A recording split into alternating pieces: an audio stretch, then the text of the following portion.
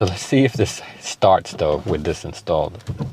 Hey guys, I'm Nate. Welcome back to the channel. So today we're going to be talking about that whole, Dodge made that announcement about this enhanced security mode and they were going to lock this down.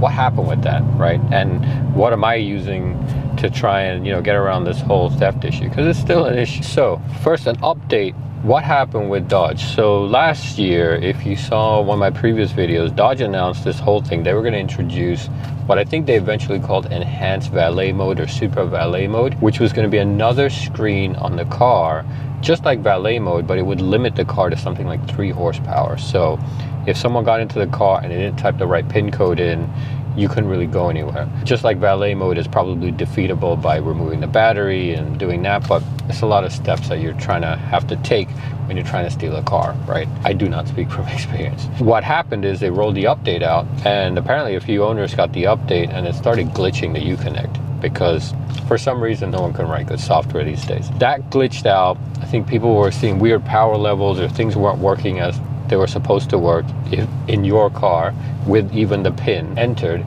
I think they recalled it, and instead their solution right now to this theft problem is basically locking down your key hub. So what happens is these guys get into your car and apparently they can program new keys, and then Dodge didn't think this out properly and they can just take off your car with a cloned key. What they're doing is they're locking it down. So you take your car into the dealership, make sure you take your fobs with you. They can just make sure that, okay, this car is locked down to only these fobs.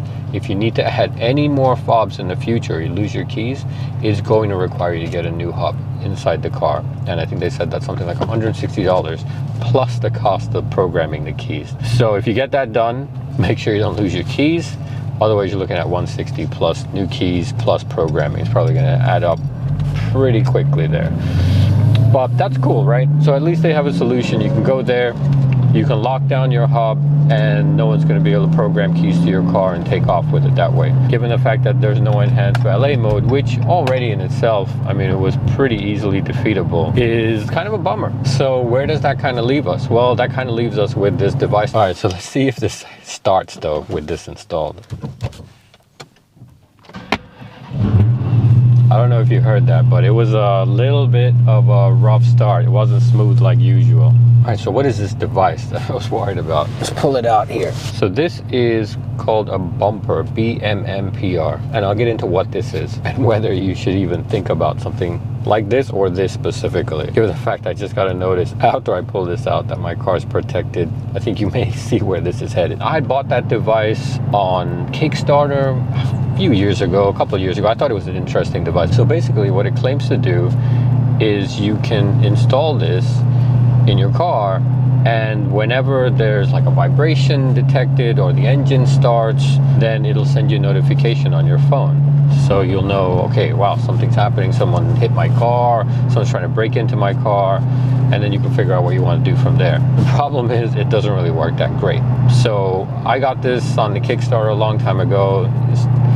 Take a chance. It looked like a cool idea. Honestly, I haven't played around with it for quite some time, but I finally got a chance to install this and play around with it the other day. I figure my car is mostly in the garage, so I'm not too worried about it when it's parked. But if I go somewhere and I have to leave it somewhere, then yeah, that's where it's like, okay, well, I can just take this device and plug it in. Problem is, after I plugged it in, I played around with it to see, okay, would it actually generate an alert if I open the door? Nothing, right? I think I got one alert on it over the past week for something like my wife brushed against the car, maybe even that, and I got an alert. I'm not sure that I would recommend it. It doesn't seem to work. The other thing is, I'm a firm believer in standing by your product, and so when I noticed it didn't work about a week ago, I decided, let me log a support ticket. So I figured, okay, it's not working. Maybe it's something simple that needs to be fixed. Maybe it just needs to be reset. Maybe there's something they can update on there. And so I logged a support ticket. Well, it's been almost a week with no activity on that support ticket, so I'm pretty sure that that company's done. There's other alternatives. There's one called CarLock that also has the same type of functionality. It does GPS tracking. Oh, that one does GPS tracking. So it does GPS tracking and the vibration alerts. You can find it on Amazon. Again, reviews on there are mixed. Sometimes it works, sometimes it doesn't. I don't really care about the GPS stuff, and that seems like what people more are complaining about. I just really care about getting those alerts if something happens to the car. And from that standpoint, it looks like it might be okay. You do have to pay a subscription on that one though. It's just under $10 a month, because and I guess they need to use cellular data to send that. What's the downside of a device like that, and why was I worried about turning my car on? Well, this car doesn't get driven that much, right? So I work from home, and because of that, I'm not really going out that much during the week. The car's sitting there, and these devices, they plug into the ODB2 port, which has power all the time. The issue with that is over time, that will drain your battery. Now, a week sitting, you know, in the car, almost a week, the car just sitting there, not being driven, it's just sucking down the battery. So what I was worried is, oh yeah, I'm gonna start this car up and the battery's gonna be too low, that's not gonna be able to crank it, because this car needs some cranking power, right, to start. Luckily, that ended up not being the case, and the car did manage to start, but you heard it. It was kind of a rough start. So if you're gonna get a device like this, my advice to you is, if you are driving every day, it's probably not going to be an issue. But if you're not, and you're leaving the car for an extended period of time, if it's garage, then maybe you just unplug it and you use it when you go somewhere that you're a little bit worried about. If it's not, if you can use something like a battery tender, that's probably going to help. But if you leave this thing plugged in for, I don't know, maybe a couple weeks, 2-3 weeks, then you're going to end up in a situation where your car won't start and you're going to need a jump. So keep that in mind. So, I mean, guys, it's pretty unfortunate that we have to kind of resort to these measures, go through all of this stuff just for basic protection on these cars. But unfortunately, this is what we have.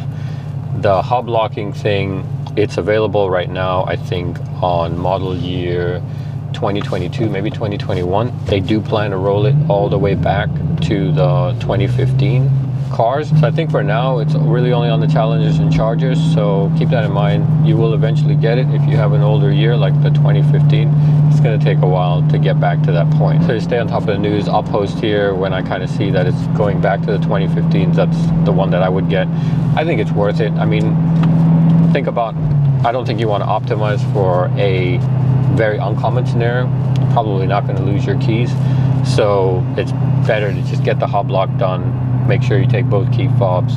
They'll all be solid locked to that hub, and then no one's going to be able to clone a key. I don't want to say able to ever. Things always change, but at least you get a little bit more protection than you have today, which I can't even imagine how they would design the system in the first place not to allow that. But we are where we are. It's at least a step in the right direction. Unfortunately, Super Valet, Enhanced Valet mode, not coming to the rescue on this one. But there's some options out there. Check out the CarLock. I may pick one of those up just to try it out. If I do, stay tuned. I'll post a review, kind of my impressions of that, whether I think it works. I think it's a handy device to have if you're taking your car out. Anyways, hope you guys enjoyed this video. Check out these next ones, and I'll see you there. Thanks. Bye.